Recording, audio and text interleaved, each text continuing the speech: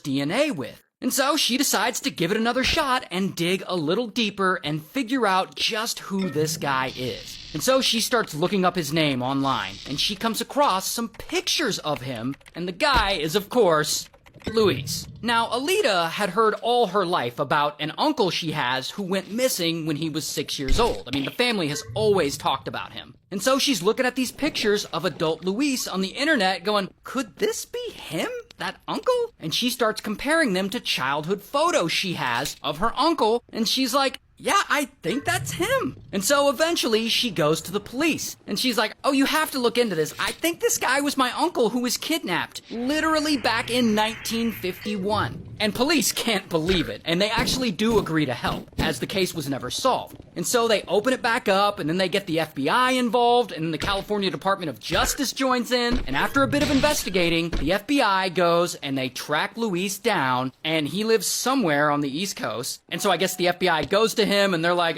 we think you might be this kid who was kidnapped back in 1951. And Luis is like, I was kidnapped? See, because he still didn't even know. Like, he thought he had been legitimately adopted. So they convince him to take a DNA test just to be sure, and of course, it turns out that his DNA is a match with Alita and the remaining members of his family. And so now, after 73 years,